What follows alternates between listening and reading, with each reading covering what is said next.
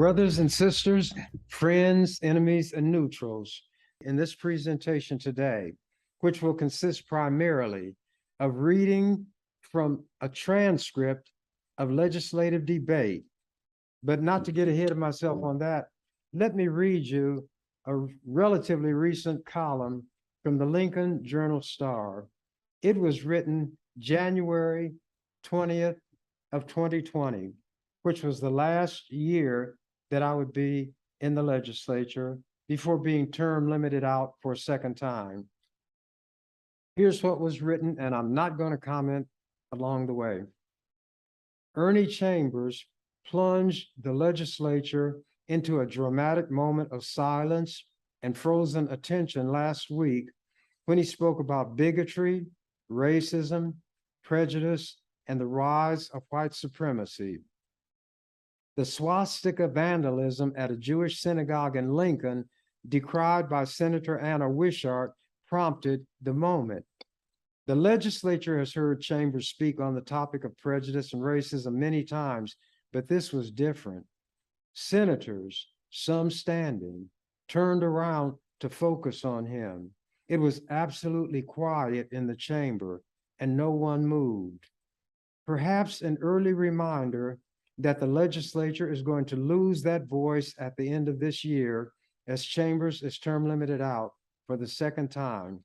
But it's a voice that still will need to be heard somewhere, somehow. Borrowing from West Side Story, there's a place for him. This transcript, the excerpts were from a 1970s debate we had in the legislature when President Ronald Reagan, I almost said Bush, I don't want to blame somebody who didn't do anything, was going to visit Bitburg Cemetery. The head of Germany, Konrad Kohl, K-O-H-L, was in political trouble. He needed some bolstering, so he wanted Ronald Reagan to come to Germany. Now, Bitburg Cemetery had over 2,000 people buried there, a lot of German soldiers, most of them Nazis, but also a large contingent of SS, Schutzstaffel, the elite group who operated the death camps. They were buried there. But what also was near that cemetery that people didn't discuss, but I did because I read the newspaper. America was being asked to stockpile, or I guess you could say, place some missiles at a missile site, which was very near Bitburg Cemetery. Rather than have Reagan go to that missile site and create a kind of appearance to his visit of trying to undergird Germany's militarism, he would visit Bitburg Cemetery, which was right next to it. I was very opposed to what he was doing. And without further ado, I'm going to read from this transcript. The chair recognizes Senator Chambers. It was a resolution that I'd offered to the legislature to condemn Reagan's visit and join the House and the Senate of the U.S. Congress in suggesting or insisting that he not pay that visit. Naturally, he disregarded all of it. The chair recognizes Senator Chambers. Mr. Chairman and members of the legislature, this is a melancholy and gloomy topic. It relates to something that will be a spot on the history of humanity as long as human beings walk on this earth. And remember, I was being called anti-Semitic by Jews at that time in Nebraska, and the national ADL had condemned me as being anti-Semitic. Who offered the resolution? Ernie Chambers, the one who was referred to by Jews and condemned as being anti-Semitic. And by the way, when I ran for the chairmanship, they lobbied the legislature against me getting that position. The World Herald even condemned what they were doing. that kind of gives you a little background on what was going on at the time. But there are issues that touch me in the realm of my principles. And when my principles are involved, I will come to the aid of anybody. I don't care who they are. I don't care about race, religion, sexual orientation. If people are being mistreated by forces greater than they contend with, and there's anything I can do if it's only raising my voice, that's what I did the whole time I was in the legislature. This is just one example. I said I wouldn't editorialize much, but I had to give that little background. It will be a spot on what I'm talking about on the history of humanity as long as human beings walk on this earth. Mr. Reagan is an individual whom people have tried to excuse for every manner of insensitivity and bad judgment. This latest instance is a matter which cannot be overlooked, ignored, and which I think places a responsibility on all elected officials, as well as citizens and groups who are aware of the seriousness of this situation, to try to bring about a measure of rectification by persuading the president through any means and by any means available to cancel this visit to a cemetery where are buried some of the worst criminals of the Nazi regime. As pointed out in the resolution, the Waffen, that's the military arm, the fighting arm, the Waffen SS were not typical soldiers. They were not combatants. They were the elite corps whose responsibility was to operate death camps, preside over the slaughter, literally, of men, women, babies at Auschwitz and Treblinka, which was strictly a killer camp. They had Dr. Mengele, who misused the term doctor and his knowledge as one trained in medicine to conduct some of the most inhumane experiments on human beings imaginable. He was called the Angel of Death, and he is being pursued even today. He worked under the auspices of the SS. They had what was called the Institute for Racial, Biological, and Anthropological Investigation, which was referred to as the best medical center of the Third Reich. But this was an institute dedicated to the proving of falsehoods, and human experimentation was conducted to try to buttress these falsehoods. Here is what Reagan said in trying to justify his visit to this cemetery, and this is his remark relative to the members of the Waffen SS. He's talking about the ones who operated the death camps. Quote, the SS tried to use, oh, wait a minute. I jumped past it. Those young men, meaning the SS, are victims of Nazism also. Even though they were fighting in the German uniform, drafted into service to carry out the hateful wishes of the Nazis, they were victims just as surely as the victims in the concentration camps, unquote. Would you say that the slave master who beat black men, women, and even children bloody were the victims of slavery also? Continuing. The SS tried to use other means of slaughtering Jews.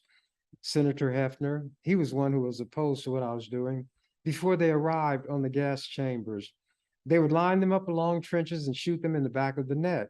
It was determined that this kind of killing placed too great a psychological strain on the SS officers who had to do it, because it created an identification between them and the victim. They saw the kneeling, unyielding victim, and it was too hard for them. So they had to develop another stratagem.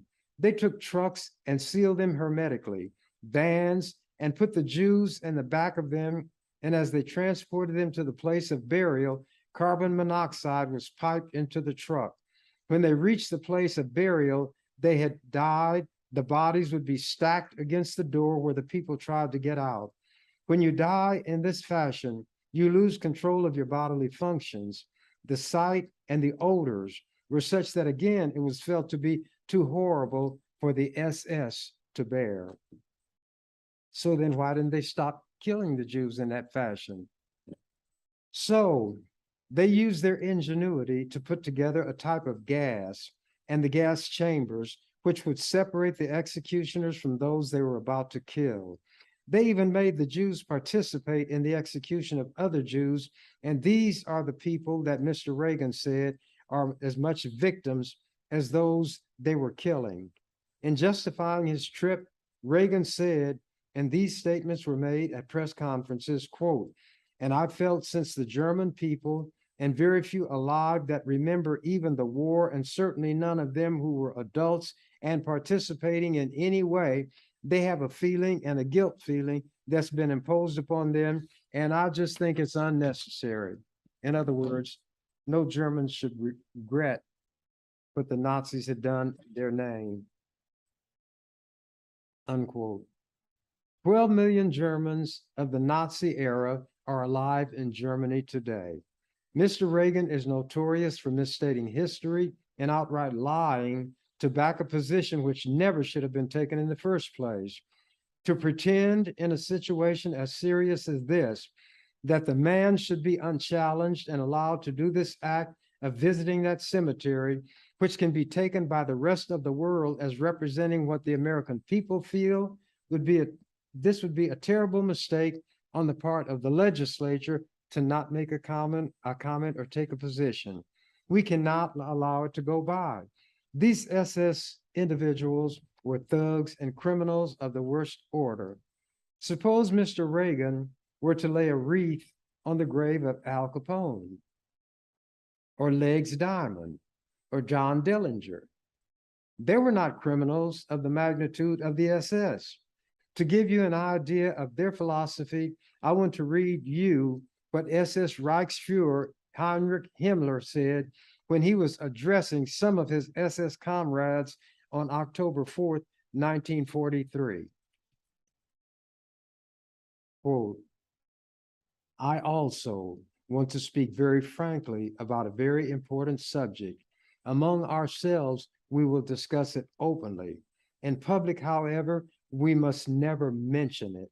I mean the evacuation of the Jews, the extermination of the Jewish people. This is something that is easy to talk about," unquote.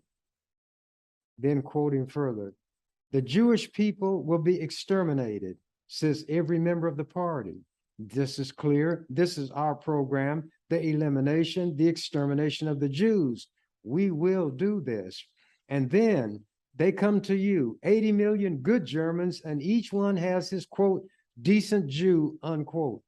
Naturally, all the rest are pigs, but this particular Jew is first rate. Not one of those who talk this way has seen the bodies. Not one has been on the spot. Most of you, he's talking about the ones who carried out. Most of you know what it is to see a pile of 100 or 500 or 1,000 bodies. To have stuck it out, and at the same time, barring exceptions caused by human weakness, to have remained decent. This is what has made us tough. This is a glorious page in our history, which never has and never will be written, but it was. SS Reichsfuhrer Heinrich Himmler made that statement. One of those types whom Mr. Reagan say is as much a victim as the ones his SS presided over in seeing that they were slaughtered. In 1935, the Jews were deprived of all citizenship rights in Germany. What Mr. Reagan is doing is encouraging an upswing of Nazism in this country of the United States. A group called the Covenant, the Sword, and the Arm of the Lord, another called the Order. There is a semi-religion called the Aryan Nations, all based around the principles of Nazism. Nazism has as its centerpiece the notion of a master race. Inferior peoples could be destroyed. The first step in the final solution of the Jewish problem was the ghettoization, where they transported Jews to certain areas from which they could not leave. Now, this is me speaking on the floor of the legislature to white senators, and I'm the anti-Semite. according to the Jews in Nebraska. Continuing my speaking on the floor of the legislature. Then the ghettos were liquidated and the Jews were transported to concentration and death camps. They did forced labor in the munitions factories of the Krupp family. They did other things under compulsion that were designed to strengthen the machinery of the Third Reich that would destroy them. People of all nationalities, races, and religions fought to bring an end to the Third Reich. There are bitter memories. Those memories should never be erased. What happened during that terrible period in history may not happen again on the same scale, but the attitude that led to it continues with us today. It would be a terrible thing if Mr. Reagan's action would be used as a basis to pretend, as people pretended during the time that the Holocaust was occurring, that it really didn't occur at all. It really was not that bad if it did occur. There were not crematoria. There were not gas chambers. These are figments of people's overactive imaginations. I hope that you will support this resolution so that we will not have to justify this period in American history as some are trying to justify Auschwitz, Bergen, Birkenwald, Dachau, Theresienstadt, Treblinka, and the other death camps. The least we can do is try to persuade the president to not make this inexcusable blunder. Another senator, Senator Harris. Mr. President and members of the legislature, I rise to support the resolution. I have traveled throughout the state in the past 3 weeks, spent time in my hometown in McCook, Nebraska, visited with business people, with people from all walks of life, and I have yet to meet a person who thinks that the president's decision in regard to this resolution and what it covers was anything but ill-advised, and I plan to support the resolution because of the phrase, which is not trying to dictate to the president or to the federal government, but to let him know how we feel about this decision, and that is the phrase that says, quote, whereas the ill-advised act of the president may be misperceived by the rest of the world as representing the will of the American people and may appear to be a pardoning of all unpunished war criminals. Then the senator said, I, for one, do not want the world to see a misperception as to my feeling and the feeling of the average Nebraskan. I urge the support of the resolution. Thank you. And I'm not going to read the opposition spoken by other senators because it's not meant to condemn them as they should be condemned. That's not the purpose of this. It's to show the kinds of things that I felt the responsibility and obligation to do while being condemned by the very people whose case I was arguing. And I had spoken and taken a stronger position than Jews in Nebraska or anywhere else probably. Then Senator Var Johnson spoke. Mr. Speaker and members of the body, because we have very little time left on this resolution, I will make my remarks quite brief. I support the resolution. I've read the resolution carefully. By the way, I'm not reading it because I don't want to take too much time. I support the resolution. I've read the resolution carefully. I think the language is very strong language. It is not the kind of language that I traditionally would use. I think, on the other hand, that dealing with an issue as fraught with meaning, significance, and consequence as is this question, and the issue is very simple, a visit by the President of the United States to a cemetery that contains the bodies of a number of men who went beyond the pale in wartime to brutalize a hapless people, to exterminate, to kill, to torture, to mutilate, to destroy is too much. Our president is making a mistake to visit the cemetery. And yes, even though Nebraska legislative resolutions are not read in Washington, D.C., are ignored in Washington, D.C., this legislature does represent a legitimate voice of the people of our state to reflect sentiment and feeling. If it did not, We would not do all the basketball resolutions. We would not do all the commemorative resolutions. We would not be still. We would be still on all of those issues. But because we are a legitimate voice, it is important that we raise our voice to express our own feeling and sentiment on what, in my opinion, is a true mistake in judgment. None of us should ever forget what took place in Germany and in Poland to the Jews and to the Gypsies and to the halt and the lame. The moment we forget it, we forget about what is taking place in Cambodia. We forget about what the Khmer Rouge has done in Cambodia. We forget about genocide that goes on and on and on. It is important that we as a people not let it be forgotten how even the most civilized and advanced of nations can one day be reduced to barbarism. It is important that that be remembered, and that is why the resolution is an important one to vote on, and I will support it. The chair recognizes Senator Lebeds. No response. She apparently didn't hear that she was being recognized. Then I was recognized again. The chair recognizes Senator Chambers. Mr. Chairman and members of the legislature, as with many things that I undertake to do, for which I will receive opposition, nobody can say that a statement contained in the resolution is untrue. Not one statement is untrue. When Senator DeCamp talked about it being a political statement, I am neither Democrat nor a Republican, but there are highly placed Republicans in Washington who are very upset about what the president is doing, who are pointing out that it is a blunder, not just political, Senator DeCamp, but moral. It is a moral blunder also. I cannot tell Senator Beitler, another one who spoke against the resolution, how many people are buried at Bitburg. But one thing that he and everybody else knows, it was a staging area by the Germans for the Battle of the Bulge. It is also known that the SS did slaughter little babies, pregnant women, old people, and all those that we say we have a concern for.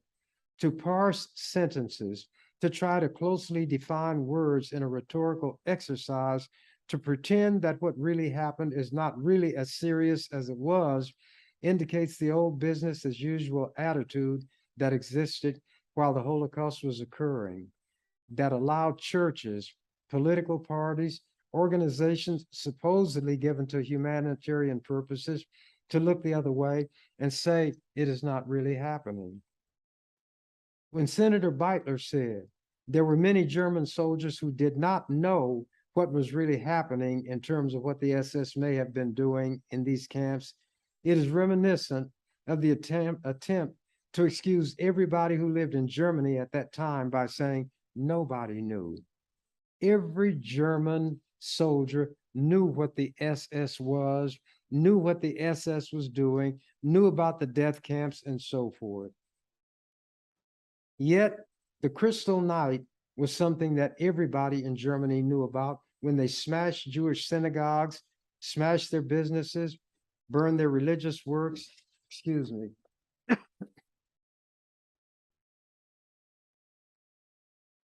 I'm telling you, in 1935, they were denied citizenship rights. They were made to sew a big J against a yellow background on their left shoulder blade to signify what they were. They could not sell their property. They could not speak to non-Jews. And these kind of things were occurring, and people understand that, and people knew it.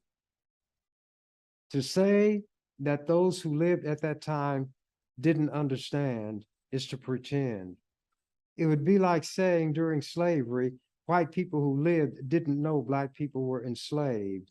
It would be like the old German who is supposed to be talking to a little boy, excuse me, when a long black car with curtains over the windows went by slowly, and the man asked the little boy, "Do you know who is sitting in that car?" The little boy said, "No." And the old man told him, sitting in that car is a man who talked to a man who heard of Hitler. Nobody really knew anything. Business as usual. When Eichmann said, "Give me some trucks and I will give you some Jews to America," Americans said, "No dice." And John Kennedy's father was one of them. No trading trucks from America to save Jews in Germany. When they asked that the complement of those people who were allowed to immigrate to this country from Western Europe, which was not filled, be filled by Jewish children, the American government said, "No dice." This is a serious issue. The president is the one who has dealt with it in a careless, shallow fashion. Contrary to me trying to embarrass the president, I'm trying to prevent the president from embarrassing this country. Contrary to what Senator Hefner said about sticking our nose where it doesn't belong, I have an obligation, Senator Hefner, in matters like this to take a position. I'm doing all that I can as a member of this legislature by offering this resolution.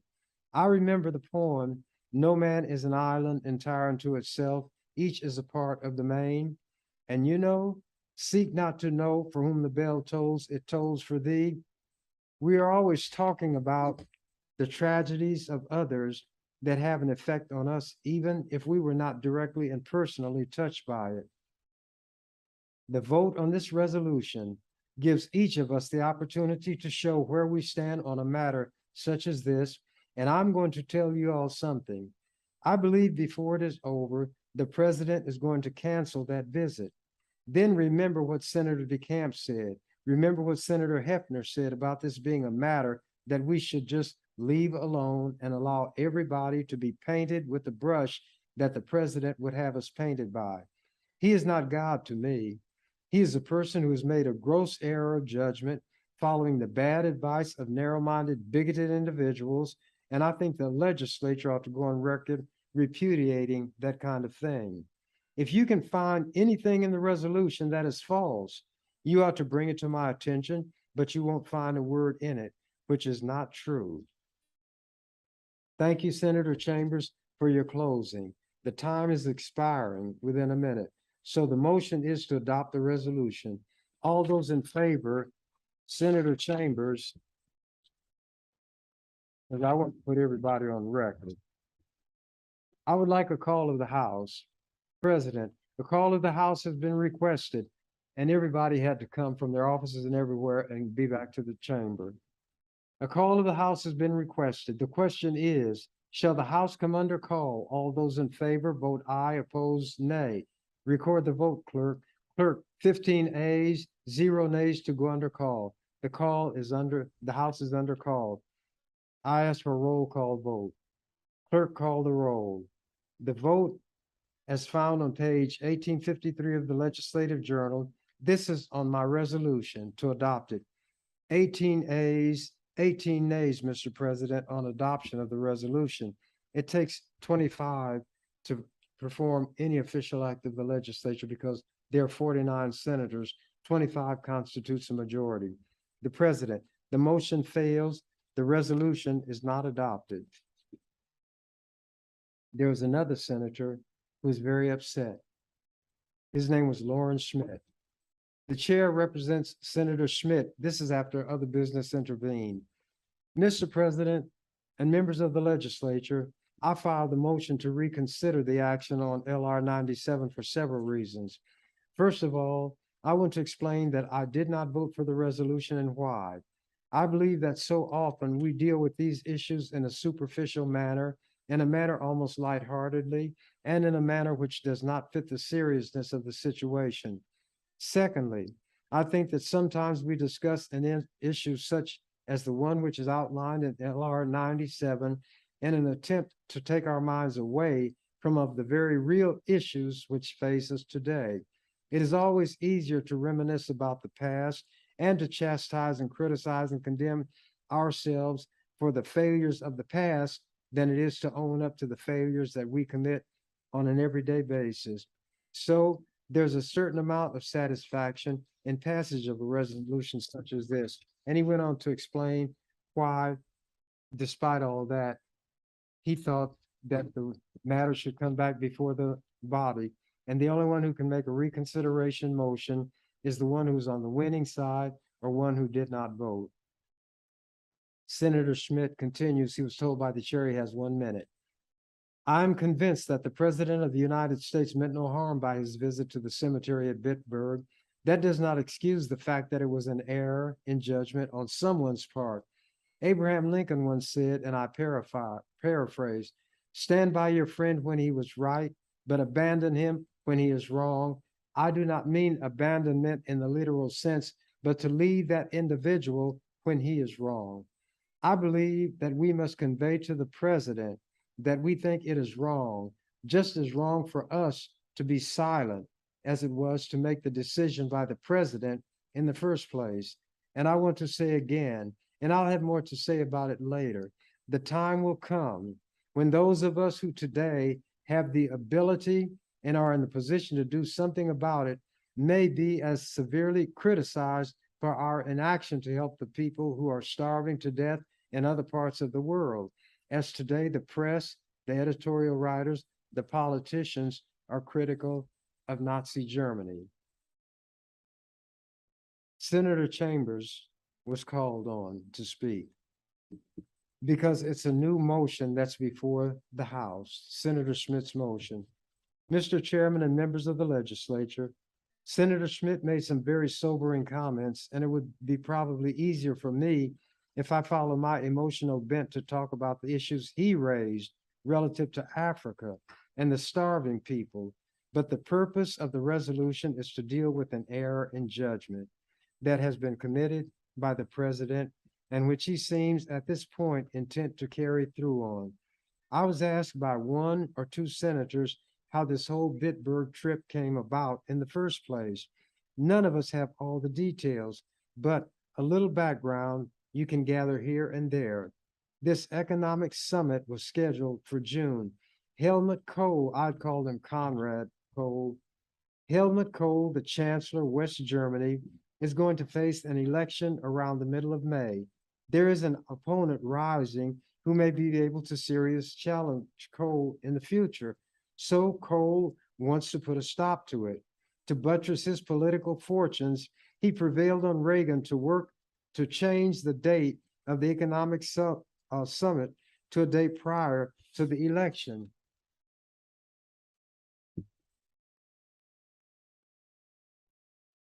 And they established a visit to take place at this particular cemetery. And as I pointed out, there was a missile site near there. There is no way that anybody can say that Kohl and his advisors did not know about the SS soldiers buried at Bitburg. What Kohl wants from Reagan is not reconciliation. What Kohl wants is political backing for the election coming up a few days after Reagan's visit to Bitburg. And that is why Kohl is so adamant on keeping Reagan on his knees and telling him to ignore the wishes of the American people relative to this visit. Congress and the Senate, both political parties, have tried to prevail on the president to change his mind and not do this dastardly thing. But the issue is one of politics with Kohl. He doesn't care what becomes of Reagan. His voters are in Germany. What people need to realize is that those SS individuals were not soldiers. Waffen means armed. They were the armed SS. They were the guards of the concentration camps. It was the SS leaders who put together the final solution of the Jewish problem. Some people cannot envision what a vicious regime the Third Reich was. They didn't just do it to the Jews. They tortured, put into slave labor, and starved Russian prisoners of war. They violated the Hague and Geneva Conventions by forcing prisoners of war to work for IG Farben, that was a chemical company, and his chemical plants, and for the corrupt firms in the making of munitions and arms, which were violations of the Geneva and Hague Conventions. But it made no difference to Nazi Germany. They can't say, as some people want to, that German people did not know when they would bring the Russian prisoners. into Germany after they had worked them almost to death and wanted to take them to a place of execution. To execute prisoners of war was also a war crime. And these were Russian who were fighting against the Nazis. So the Russians were not always on the wrong side of the ledger. But to continue, many of these Russians, prisoners of war, were too weak even to walk to that place of execution, so they were shot on the spot in the face of all the German populace. There was a man named Otto Ohlendorf, an SS officer who ran Auschwitz for a period of time. Speaker let me know I had one more minute to speak on this time. He pointed out that they were to destroy these Jews in secret, and they were burning up 6,000 a day. He said the foul and nauseating stench of perpetually burning flesh permeated the whole area, and everybody in the surrounding community knew that exterminations were occurring. They cannot say people didn't know. They can't say Reagan's people don't know what the SS was. They can't say Cole doesn't know. But because what Cole does know is what makes this whole trip such a reprehensible affair. What makes this whole trip such a reprehensible affair. Knowing what the SS is, he is insisting that Reagan pay a visit to that tainted altar. My time, Mr. Chairman, I'm not going to run over, but I will try to speak again. Some others spoke. Then it came to a speaker named Jackie Smith. Senator Smith, Mr. Speaker, I'd like to relinquish my time to Senator Chambers. Senator Chambers, Mr. Chairman, I'm going to read to you all a little bit from a document that surfaced in Nuremberg, written by a Dr. Jaeger, who was the doctor of the Krupp slaves. This is what he wrote. Upon my first visit to the Krupp plant, now he's talking about 600 Jewish women who were brought from Buchenwald concentration camp to slave labor in the Krupp plant, munitions plant. Upon my first visit, I found these females suffering from open, festering wounds and other diseases. There were no medical supplies. They had no shoes. Their hair was shorn. The camp was surrounded by barbed wire and closely guarded by SS guards. One could not enter the barracks without being attacked by fleas. I got large boils from them. Then he went on to look at the Russian and the Polish workers who were doing slave labor for Krupp. Quote, after speaking of the inadequate clothing, inadequate water, and toilet facilities, he said, quote, sanitary conditions were atrocious. At Kramerplatz, only 10 children's toilets were available for 1,200 inhabitants. Excretion, that's bowels and urine, contaminated the entire floors of these lavatories. Workers were afflicted with spotted fever. Lice, the carrier of the disease, together with countless fleas, bugs, and other vermin, tortured the inhabitants of these camps. At times, the water supply was cut off, perhaps from 8 to 14 days.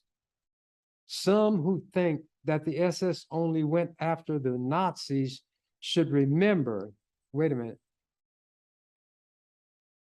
should listen to this from an eyewitness, and it was in the Nuremberg documents about the murder of American, Dutch, and French flyers who had been captured by the SS. Quote, the 47 officers were led barefooted to the quarry, stone quarry. This was the Mauthausen concentration or extermination camp. At the bottom of the steps, the guards loaded stones on the backs of these poor men, and they had to carry them to the top.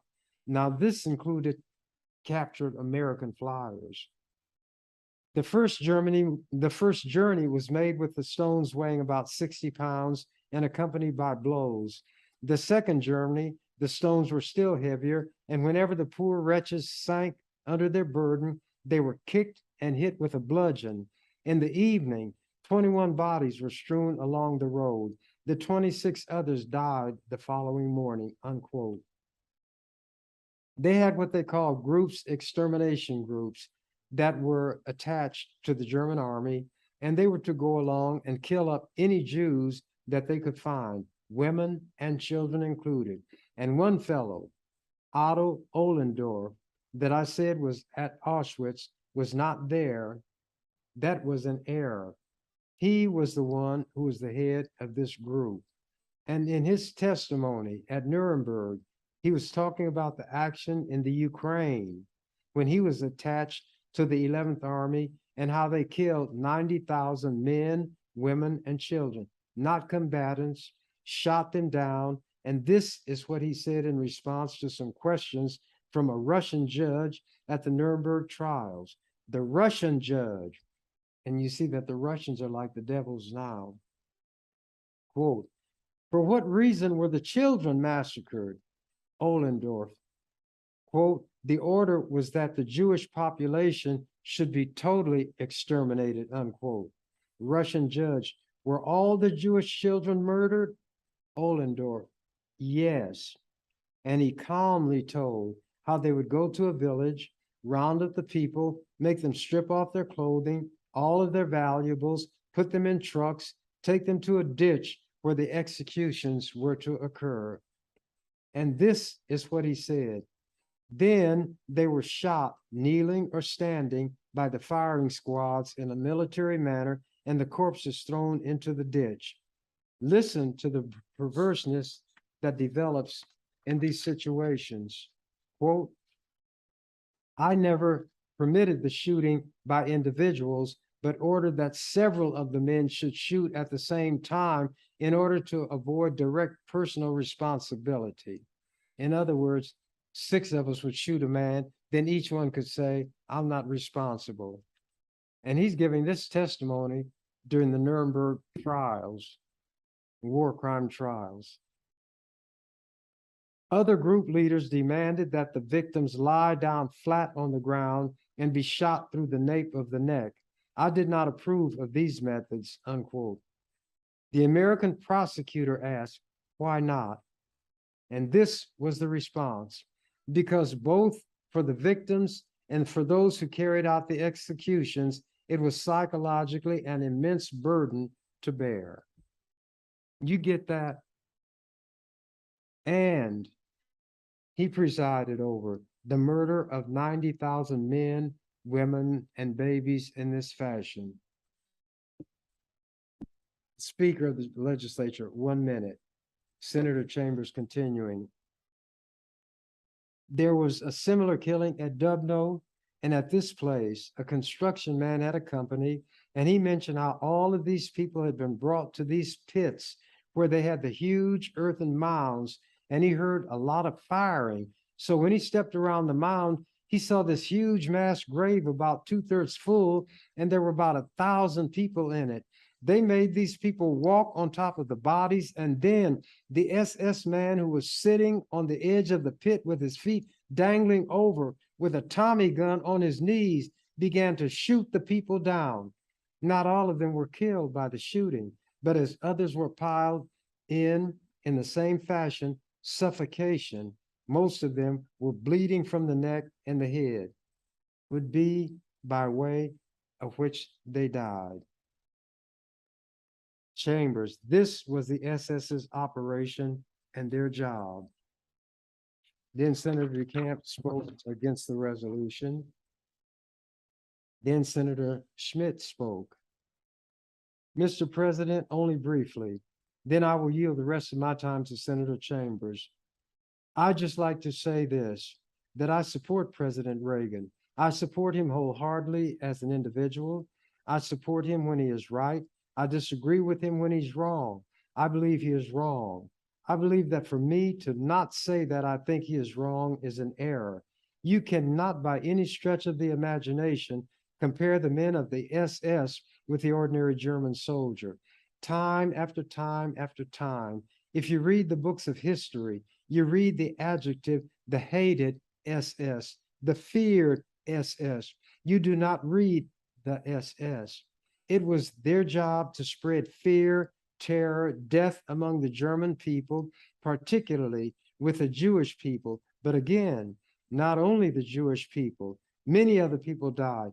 Poles, Russians, non-Jewish Germans, also who disagreed with the regime. So I think it is important that we do not forget.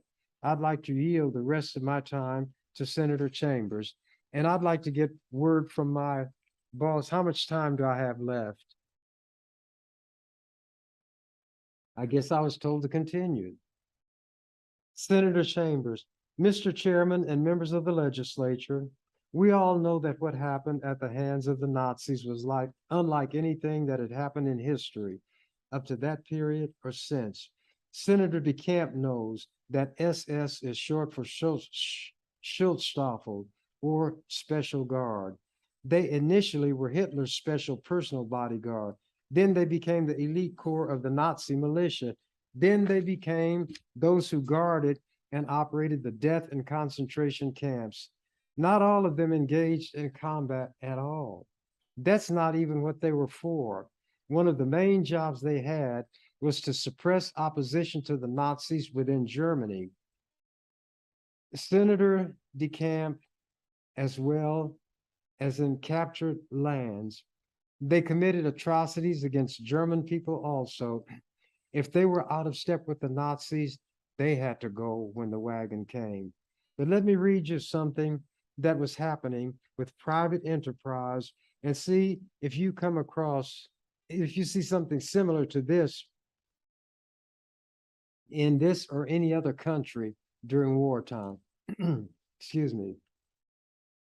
There was competitive bidding for the furnace contract at Auschwitz, and an LA TOPF company, TOPF company, won the contract, the furnace contract. This is what he wrote in a letter dated February 12, 1943, and he addressed it to the construction office of the SS and Auschwitz police. See, I read history. I still read it. Malcolm X said, history is the study best capable of rewarding our efforts. This is the letter. With reference to crematoria 2 and 3 for the camp, we acknowledge receipt of your order for 5 triple furnaces, including 2 electric elevators for raising the corpses and 1 emergency elevator. A practical installation for stoking coal was also ordered, and 1 for transporting ashes, unquote. Isn't that sterile and businesslike? Then the C.H. Corey, K-O-R-I company, who had built furnaces for Dachau and Lublin, wrote this letter, and these were produced at the Nuremberg trials. Quote, following our verbal discussion regarding the delivery of equipment of simple construction for the burning of bodies, we are submitting plans for our perfected cremation ovens, which operate with coal and which have hitherto given full satisfaction. We suggest 2 crematory furnaces for the building plan, but we advise you to make further inquiries to make sure that 2 ovens will be sufficient for your requirements. We guarantee the effectiveness of the cremation ovens as well as their durability, the use of the best material, and our faultless workmanship. Awaiting your further word, we will be at your service. Heil Hitler. The SS had doctors too who conducted experiments. They wanted to do some scientific measurements of the skulls of people they called Jewish Bolshevik commissars. They had said they were indicative of repulsive subhumans. To carry out this work, a Professor Hirt, H-I-R-T, said they would need bodies, but before these Jews were killed, their skulls should be measured. Then they should be killed in a fashion that would not damage the heads. Then the physicians should sever the heads from the body and send them to Strasbourg in hermetically sealed tin cans And this was done to women, men, systematically gassed, shot, starved, bludgeoned. And Senator DeCamp wants to say, this is the way wars are conducted. This is the way wars have been conducted. War, Senator Camp, as somebody said, is indeed hell. But what these people did went far beyond the pale, that they were charged as criminals for what they did even during wartime. I haven't got too much more, and I was given leave to go over my usual time. Senator Higgins, then Senator Lebedz. Senator Higgins, thank you, Mr. President. We are reminded often by the World Herald that this is a nonpartisan legislature. I find it ironic that a registered independent originally made this resolution, and today a registered Republican is asking for reconsideration of it because it failed in the past. I don't think anybody here that has any morals at all condones what was done in the Second World War when it comes to the atrocities. What I'm wondering about is if those atrocities were committed against nothing but Presbyterians or nothing but Episcopalians or only those who are Catholic or Methodist, would it matter as much to us since it was atrocities committed upon Jews? I'm wondering if this entire body belonged to one religion, how this body would feel regardless of the political party that the president belongs to. If every one of us was a registered Republican, would this resolution ever have come up? Or if every one of us was a Democrat, would it have come up? But it was an independent that brought it up, a man who doesn't belong to either party. I think we're all missing the point. I think what it really is coming down to is politics and whether or not the resolution was offered originally to embarrass the President of the United States. I, for one, would not offer a resolution to do that because I realize how critical our situation is today internationally. Every day is critical. Excuse me, is a critical situation anymore when we all have the horrors of nuclear war hanging over us, and most of us try every day to forget that in a matter of seconds, our own city can be completely destroyed. I wish that we were all united. I don't know what is really in President Reagan's mind. I don't know if he was tricked by the Germans, as Senator Chambers has spoken about, and that he is really being used kind of as a political puppet, and he was not informed at the time when he agreed to do this. I just feel that myself, I have to say that I want to go on record as saying that I don't want to embarrass the president, and whether he does it or not goes to Bitburg. I don't think he should feel any embarrassment over it. I think if there's any embarrassment, it has already come out in many of the newspapers in this country who have criticized him for it and who have urged him not to do it. I don't know if when Reagan made the decision to do this, he was the same president that campaigned for prayer in the schools. I really truthfully believe that Reagan was misinformed when he made the commitment that perhaps like many presidents in the past, excuse me, like Kennedy on the Bay of Pigs, I think Reagan probably had poor advisors or advisors that didn't really realize all that was going on. But I cannot turn my back today after listening to the debate and say I did not understand the subject. I'm going to vote for the reconsideration of this resolution, and I'm going to do it not to embarrass President Reagan. He has made his commitment. I guess he has to do it. I don't know how he would get out of it unless he'd suddenly get the flu or take a walk, as some of us do. And in this case, he can't. But I think it's important that we, as Nebraskans, go on record, whether we're Republicans or Democrats, but I'm sincerely sorry that has come down to what really is a political issue and not a moral issue. So when I vote, I'm not voting as a Democrat. I'm just voting as one who says I object to paying honor to anyone who has committed these atrocities. Time is up, said the Speaker, Senator Higgins, and I would do the same thing if we had American soldiers buried in a grave that had done the same thing. Thank you, Mr. President. Senator LeBeds, then Senator Chambers. Senator LeBeds. Thank you, Mr. Speaker.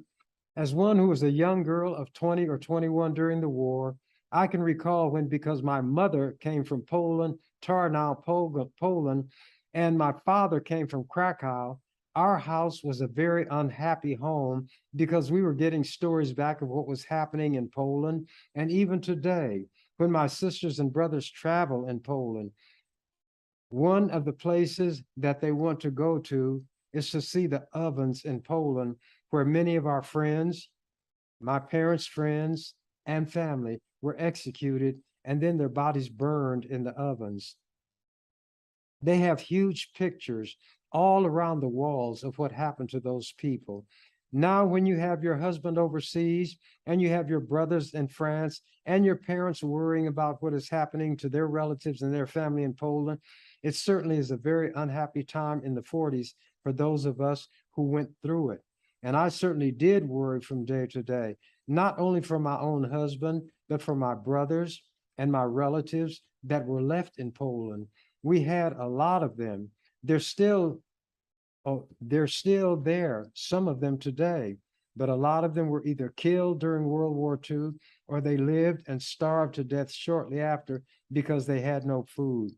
They are going through some trying times now too, but at least when we go over to Poland, we can be reminded of what happened there, and it is not a very pretty sight when they show you the pictures and the names of the people that were burned in the ovens in Poland.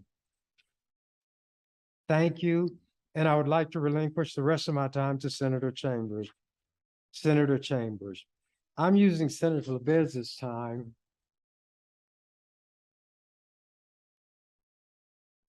right now, the remainder of it, Mr. Chairman. I'm going to try to say it as clearly as I can. We're not talking about war where soldiers were fighting soldiers. We're talking about babies and women who have been herded into ghettos, literally within walls and forbidden to leave, then put in trucks and cattle cars and transported to gas chambers. That's what we're talking about. Speaker, 1 minute left on Senator LeBeds' time. President Reagan is going to Bitburg to try to bring a clean thing out of an unclean thing. His goals are not the same as Cole's. He has done more, Reagan has, to bring about divisiveness in this country than any other single act. When he kicked the farm representatives out of Washington when they went there, that didn't divide the country.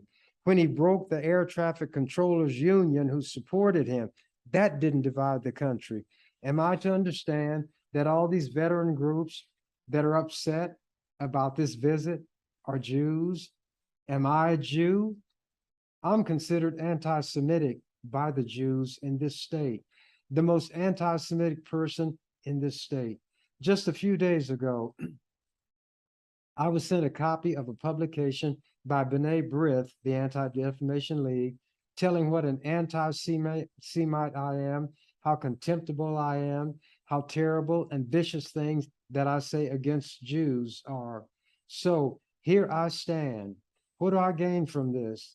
It is an issue that transcends what these Jews in Nebraska feel about me. It transcends whether you are a Democrat, a Republican, Black, or white. We're talking about crimes against humanity, crimes committed against people because of what they were, not because of what they did. And when you can try to erase the seriousness or viciousness from a regime that attempted to destroy races of people because of what they were by saying they were trying to embarrass Reagan, is one of the worst types of stratagems that can be utilized in a debate on an issue this serious. There are Republicans in the House and in the Senate who have condemned in stronger words than I have in that resolution what the president is about to do. His personal friend, who is the head of the United States Information Agency, said they are now talking about damage control in the Republican Party. because the damage has definitely been done already. And now they've got to try to contain it if they can. And some Democrats who may be trying to play politics say they hope the president would make the trip and he will wound himself irreparably. This is not a political issue, although some are trying to cast it in those terms. I think it should be brought out that by coincidence, Bitburg is near one of the largest missile installations in Germany. It should be pointed out that Kohl is one of the European leaders who is in favor of the deployment of American missiles, and this is one of the reasons given by Reagan's people why Reagan agreed to do this in the first place, and that Bitburg is significant because it is near the missile deployment site. He is not even talking about looking out at the crosses, row upon row, as in Flanders Field. He is not talking about people who died in glory and a glorious struggle, or who were victimized by Nazism or nationalism. Reagan is talking about the deployment of missiles in Western Europe. He is talking about pulling Helmut Kohl's chestnuts out of the political fire. But regardless of what Kohl has in mind, regardless of what Reagan's advisors thought they were going to achieve, the fact is that an issue has been placed squarely before everybody in this country, and we should say and do something about it. That which is within our power to do is offered to you with this resolution. Some months ago, Senator Lebed's brought you a resolution seeking that the legislature go on record in support of the efforts of the Polish people, and you responded. I came to you down through the years with at least 2 resolutions about the plight of Black people in South Africa, and then a bill to try to do something to remedy that situation as much as we as a legislature can do. You responded favorably. Now we're talking about a situation the likes of which has never been duplicated in history. And we always say we hope it won't happen again. And I hope you will respond this time. Remember, people are always saying what happened during the Holocaust should not be forgotten. This casual way that this issue is being discussed, the callous way it is being handled by the president, indicates that the forgetting process is well along its way. I hope you will vote to reconsider this resolution, and I hope you will vote to pass it. In years to come, I think it would be much better to look back and see that you took a position against the mistake that Mr. Reagan is making, rather than being on the side of saying you endorse it because some individual may be embarrassed. I'm nearing the end. Senator Schmidt, the one who offered the reconsideration motion, I think we should reconsider the resolution. It is not a disrespect to the president. It is because we respect the president and we respect the country. The speaker, 1 minute. Senator Schmidt. I think that we should express our concern for what is perceived and what is believed is an incorrect action. It happens frequently, but this is one of the most serious. We should not allow it to go unnoticed. I ask that the resolution be reconsidered. Speaker, Senator Schmidt was closing on reconsidering the motion and the resolution. All those in favor vote aye, opposed vote no. Have all voted. Senator Schmidt. Mr. President, very quickly, a call of the House and a roll call vote. Speaker, the question is, shall the House go under call? All those in favor vote aye, opposed nay. Mr. Clerk, please read. 15 ayes, no nays to go under call, Mr. President. The Speaker, the House is under call. Will all of you record your presence that are here, and all those outside the chamber? Please return to the chamber and record your presence. Look up to see if your green light is lit, please, and turn it on if it isn't. Like Senator Haberman, Senator DeCamp, Senator Eric. Okay, the question is the reconsideration of the resolution, and a roll call vote has been asked for. The roll was called.